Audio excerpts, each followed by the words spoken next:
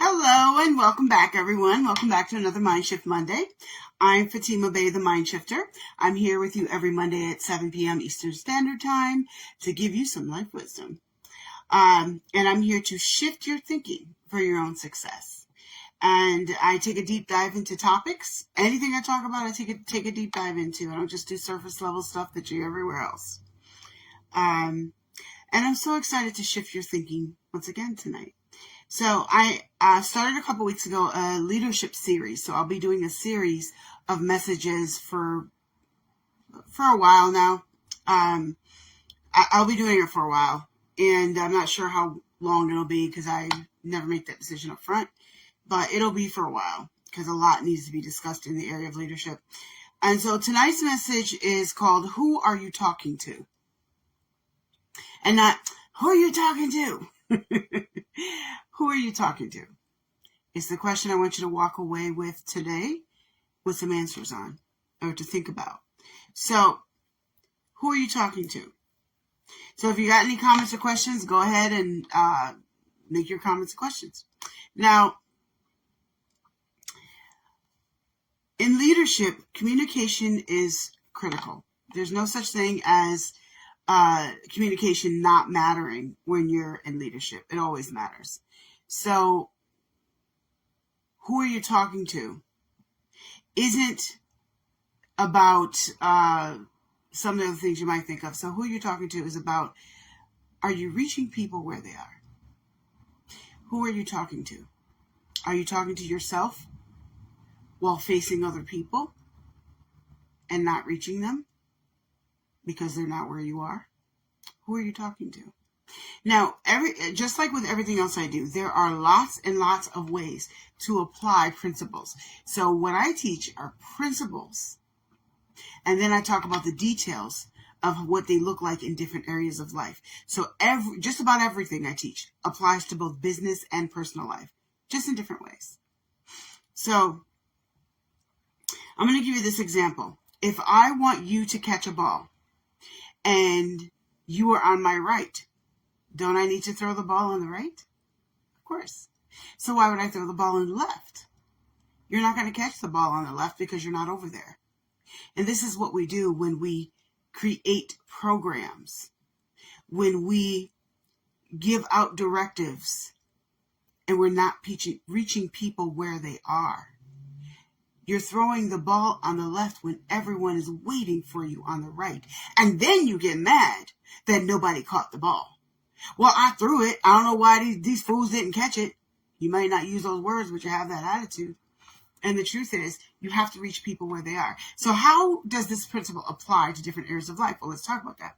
So if you are a mayor, are you creating laws? Are you creating programs? Are you approving programs in your city that are tone deaf, that are not reaching people where they actually live?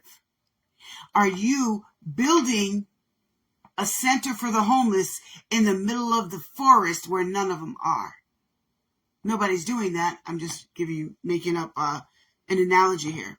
School administrators, are you so good at reaching students, but you've ignored the teachers?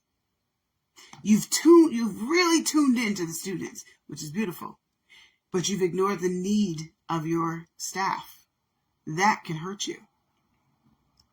So you send out things that are tone deaf for your staff, but very well connected to your students. Most of the time it's the other way around, but I'm just using an example. Entrepreneurs, are you putting out, and business owners and business leaders, are you putting out marketing that is not reaching your target market because you don't know who you're talking to? You know that you're talking to a particular demographic, but do you understand the demographic? Who are you talking to? Who are you talking to? So when you, especially as a business owner or a leader, a political leader, a leader of any large system that affects many people, this could be a church, it could be a city, it could be a town, it could be a state, a country, a government. When you are a leader who is guiding or in charge of a great amount of people, no matter what that position is. It could be of a company. At the end of the day, you're still in charge of a bunch of humans, and you need to reach them where they are so that your message and your communication is viable, that your communication is working. See, some of you have the right ideas, but you're not actually finding out where people are to reach them. One of these reasons is quite honestly arrogance. You think you know it all already. You don't. And maybe you were in touch with people 2 years ago, but you've since lost touch. And you've lost touch with the fact that you've lost touch. You've lost touch with reality. So it's very important that you reach people where they are. I only named a few scenarios, but let me talk about another one, parents. One of the reasons you're not reaching your kids isn't just because they're rebellious brats. It's because you're not reaching them where they are. You're talking to them as if it's still 1984. It's 2025. They don't understand the world you grew up in because they're growing up in a different one. So you can't compare your childhood to theirs. It is not the same. Are you reaching them where they are? And of course you're not going to reach them where they are if all you do is lecture them and you never listen. Some I say on my podcast all the time. We have to listen. It's not just true with parenting, though.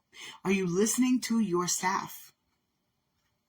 How can you reach people where they are if you don't hear where they are? Because you're not going to just see it. Sometimes, in some situations, you'll see it. But you have to hear, you got to reach people where they are. Stop throwing the ball on the left when everyone's on the right. And the people on the right are excited and waiting for the ball. They want to catch it. They want to do good. But they can't because you're not giving them the ball. Because you want to work off of ideas instead of reality. And you will not connect with reality by yourself most of the time. If you want to be connected with reality, sometimes you need other people around you to help you to see it. Because you're human. All right. So, that dives into how do you make sure that you are reaching people where they are. Number one strategy in doing that, in every single situation, listen. Listen to what? Well, it depends on the situation. So you need to, as a parent, you need to listen to your child to mentally hear where they are. Because at most of the time when parents are lecturing their kids, they're usually right. You're usually right in what you're saying. You're absolutely right. And they do need to weigh their options. And they do need to think about the future. You're 100% right. They do need to stop trying to date fools who don't care about them. You're absolutely right. But you being right doesn't matter if you're not reaching them where they are. You having the right thing in your hand doesn't matter when you're throwing it on the left and they are on the right. You cannot know where anybody is in your company, in your household, unless you first listen.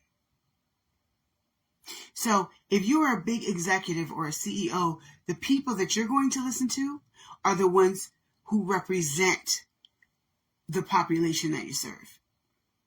If you're a mayor, you're not going to be able to listen to everybody in the city. That's not physically possible. So you're going to listen to those who represent them. I would venture to say once in a blue moon, I don't care how busy you are, make it a point, and not a point with cameras. Not a point of good PR. Not that kind of point. Make it a point to walk around and talk to the people who actually live in your city, your town, your country, or whatever you're leading. Your company, your household. Make it a point to get inside there and really find out, just sit and observe for a little while. Really find out where people really live. I'm not talking about their addresses. I'm talking about where they live mentally. Because as a parent, you can, if you just listen to your child, not listen to rebut, and not listen to have something to say, and not listen to have something to pull up against them later, but if you listen to hear where their mind is, you might know how to reach them. Because parents, most of y'all are not dumb. You do know how to reach your child if you just listen first and hear where they are. Because you're trying to reach them where they aren't. You're trying to reach them where you grew up in 1994. It's 2025. They don't know that world. They know this one. Learn about this one because that's what they're living in. So number one strategy is listen. Once you do listen, number two strategy, I'm not going to give them all to you tonight. It's going to give you quick bites, but number two, acknowledgement. Okay? All right. I hear what you're saying. I know you guys hear that all the time. It really is true. You need to acknowledge it. All right. I hear what you're saying. And even if what they're saying isn't true, they might acknowledge what is true. And if it's not true, don't acknowledge it. Because when you're fake, we ain't listening to nothing you're saying. I'm just letting you know. When you are fake, everything else real that you have to say is now tainted by that fakeness. That's a whole nother conversation, a little bit of a sidebar, but I feel the need to say that. Make sure you're being honest in your replies, but you got to listen first. And then acknowledge it. But the key thing in all of that, there's a whole bunch of steps in between, but I'm going to jump to this one. Don't just acknowledge it. Do something with it. Even if you do something with it, not tomorrow, you might not be able to do something with it till 2 or 6 months later, depending on the situation. Now, if you're in politics, it's a much longer timeline usually. If you're in a school administration, it still is a much longer timeline too. So it depends on the situation. But do something with it. Even if you don't implement everything that they want, you can take what you heard from them and do something. You have to reach people where they are if you want actual things to actually function. Because you don't run your company and your business by itself. You don't. You have employees, you have staff, you have people that you trust to make decisions under you probably. You need to listen to them too. Because if you don't, it's very easy for you as a human being to become disconnected from the reality over there. Because you live over here with your buddies that are on the same level. Which is great. But you'll become, if you stay here too long, you never ever go down there, you will definitely become disconnected from those who live over there that you're supposed to be serving. You want to stay connected. And again, depending on your position, your connection might be through other people. That's still valid, but stay connected. And you always want to do what I call a sound check. Do a sound check once in a while. Give yourself a timeline. So that could be every 6 months. It could be once a year. It could be every 2 weeks. It depends on the industry you're working in and the situation you're talking about. Because everybody's timelines aren't the same, but the principles are. And again, I'm talking about principles. So you want to do a sound check. You want to make sure that you are hearing where people are, so that when you create a program, it's effective instead of falls flat. Because you were tone deaf when you created it. And now you did all this work for something that ain't working. And now they're going to talk about you like a dog and not elect you again, Mayor, because of the fact that your program didn't work.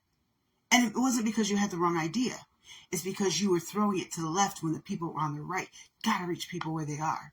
And too many leaders don't do that. This is a true principle of life. But as a leader, it is extremely important that we as leaders do this.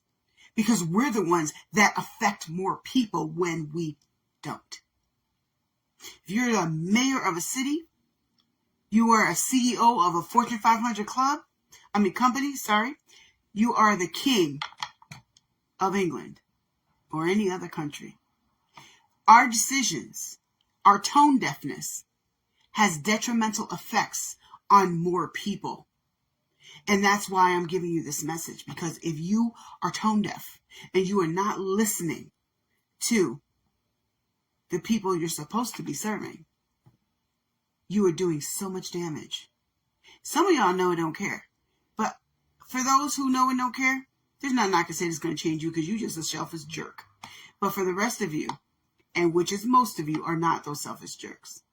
You need to check with yourself once in a while to say, am I reaching people where they are? Come up with a plan for your city, for your business, for your daycare, whatever position you're in, for your school. Make sure you're running it by someone else who's going to be objective and say, yes, this is good, but not really on that one, because that's not really the issue. This is, listen to that. Because if you really want to fix the problems, you got to address the real issues. If you want to fix the morale in your company, you got to first listen to your people. And if you're not listening to your people right now, I promise you the morale is not good. And if it is halfway decent, it's because someone else under you is doing it. Listening. Listening is going to gain you respect with others. And let me tell you, one of the most powerful tools that you will have in your wallet isn't money. It's respect. Think about it. Money will buy you a lot of things. It'll even buy you some people. But it won't buy you real people. It won't buy you real loyalty. You know why? Real loyalty stays around when the money's here or not. Bought loyalty is gone as soon as the money is. That's not real loyalty. So I just want that a little sidebar with that. Respect is going to take you much further and make you have to work less hard. When you're running a company or a business, if they respect you, it's going to be a lot easier for the ask. It's going to be a lot easier to say, look, I need some overtime, or look, I need XYZ done. I need a little extra work on this project. Though when they respect you, it's much easier to say, yeah, I want this to work too. And go ahead and give you what you want. But the number one way you're going to gain people's respect isn't by talking at them. It's by listening. Who are you talking to? Are you talking to the people? Are you creating a project or a presentation? Let's use a presentation. Are you creating a presentation that would work very well with your colleagues who are other CEOs? But you're creating this presentation for the average everyday person who's not going to understand half of the language that you have in there, half of the figures you're talking about, and even the business concepts you're talking about. Doesn't mean that you don't need to talk about them. It means you need to be precise in how you present them. So now I'm going to give you my example. So I have two focuses, two target markets for my coaching and everything that I do. Coaching, speaking, teaching, all of that. It's actually one target market, but it's split into two visible markets. So my focus is leadership. That is what I talk about a lot. And it's who I focus on. And if there's a leader in the room in the city, I will probably meet them and notice them, because that is who I'm magnetically attracted to. But the forms of leadership that I deal with and speak with come in two different forms.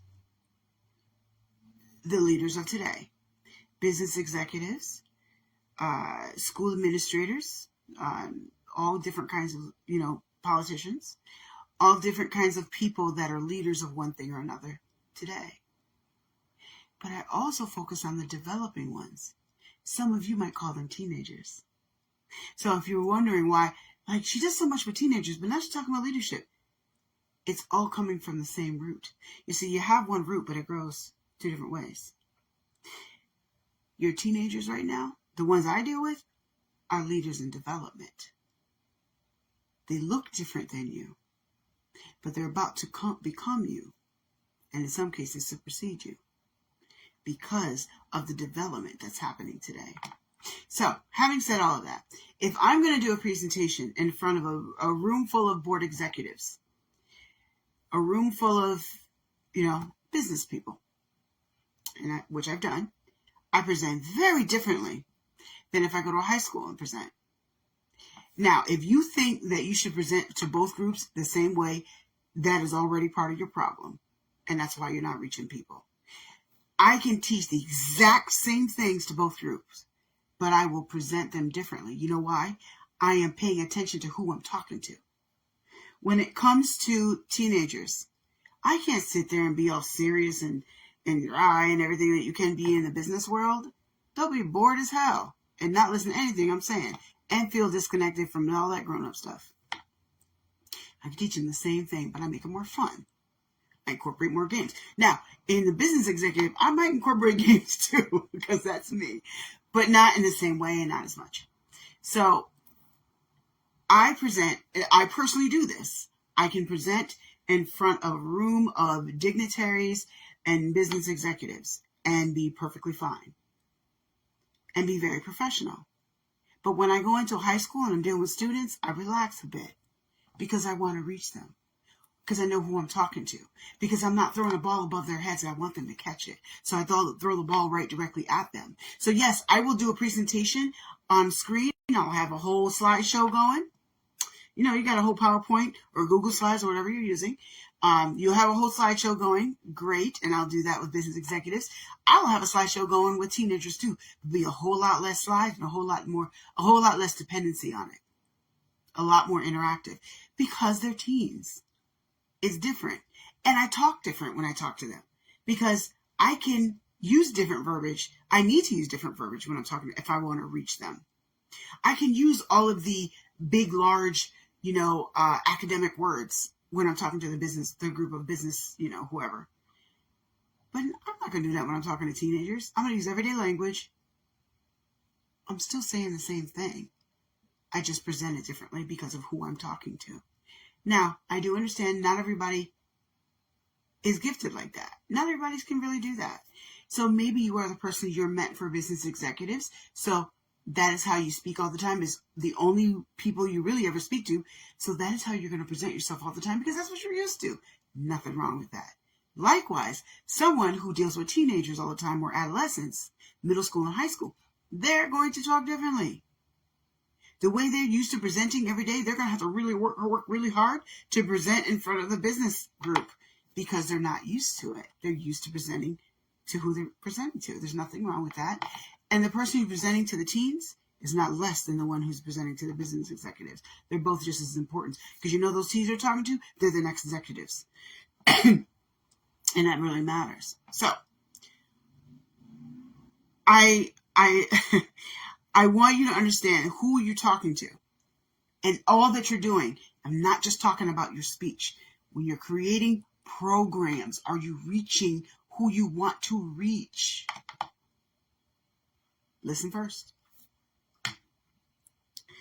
All right. So I want to challenge your thinking a little bit and leave you with this. I want you to take that assessment that I said you need to do once in a while and do that sound test. Do that this week. This week, take an assessment of, are you listening? Are you reaching? Well, first of all, ask this. Are you reaching people where they are? And if you haven't asked this before, you're probably not. But ask yourself, am I reaching people where they are? Within your position, within your business, your company, your church, your city, your country, your whatever you're leading, am I reaching people where they are? Once you answer that, if the answer is yes, great, keep doing it. If the answer is yes in this area, but no in that area, okay, that's an honest assessment. Now ask yourself, well, how do I find out? How do I tune in? That's not for me to answer, that's for you to answer, because that answer is going to be very different details for each of you. Are you tuning in? Who are you talking to? Make sure that how you convey things, how you present, what you create is talking to people, your target audience, where they are.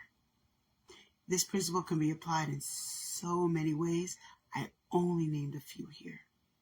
Parents, I really want you to hear this the most. I work with teens. It's what I do. I have a whole podcast about and around them and for them. One of the biggest things, parents, you really got to listen first. I'm not exaggerating when I say our kids are growing up in a different world than you and I did. It's not the same. We can't compare our childhoods to theirs. They're not the same. The principles of life don't change. That is true. We all go through disappointment. There's bullying. There's evil. There's suicidal ideations. It happened when you were younger and it happens now. But the world in which it's happening is not the same. please listen to them first. Shut your mouth. Listen first. It doesn't mean that you don't need to tell them some things. It doesn't mean that you don't need to teach them some things, because you do. But first, listen. Because one thing I've learned, if you listen to them first, it's a lot easier to get them to listen to you. There's no guarantee. But I'm saying, listen first. So important. Because only then can your teaching and preaching begin reaching. Because you're actually throwing the ball where they can catch it. All right. Well, thank you everyone for listening. And I will see you here again next week, 7 p.m. Monday. And this video will be on YouTube on the Mindshift Monday podcast playlist by Thursday, if not sooner. All right. Have a good day.